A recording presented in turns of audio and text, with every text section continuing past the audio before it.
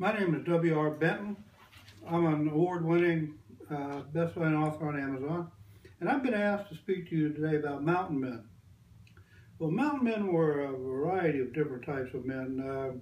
You might find professionals such as doctors, lawyers, or just about anybody as a mountain man.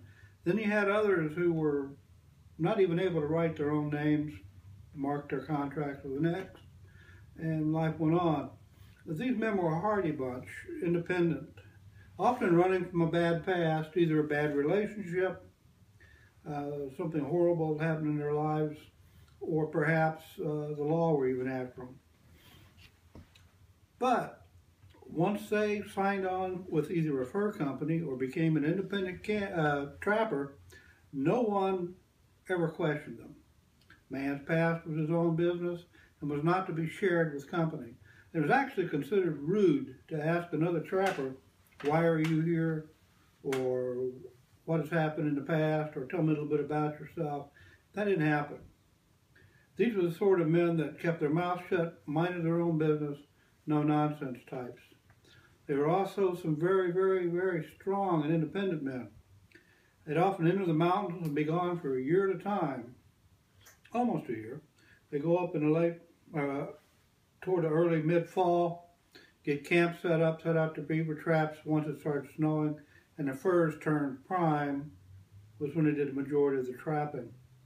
Now, these men would be out there for 3 or 4 or 5 months maybe, and I say maybe because they never knew when the mountain passes would be clear of snow enough they could actually go back to sell their plume or their skins. Now, the mountain men carried, most of them, an old Hawken rifle. Hawken was made in St. Louis, and it was a muzzle-loading rifle. And they varied in calibers, but the thing to remember is they fired one shot. It was usually flint, one shot, and then they would have to reload.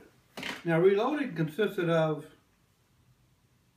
dropping the powder down the barrel, placing a cotton patch or a cloth patch on top of the powder, and then running the ball down with a ramrod, seating it tightly, and then they'd add some very fine powder in a flash pan, which is on by the hammer.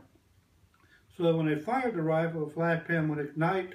It would ignite the powder within the barrel and shoot the ball forward.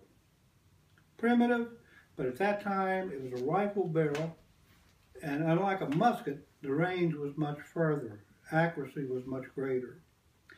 The mountain men, period, didn't last as long as a lot of people think it did. It actually started about 1818, 1820 or so, and sort of petered out toward 1840. So you're talking about a 22 year time frame there. Now, in the next video that I'm going to do, I'll discuss a little bit about the fur trade, the periods of the fur trade, and we'll look at how all this comes together to form a market for particular furs, okay? I appreciate the opportunity for speaking to you today, and want to wish you God bless. Thank you.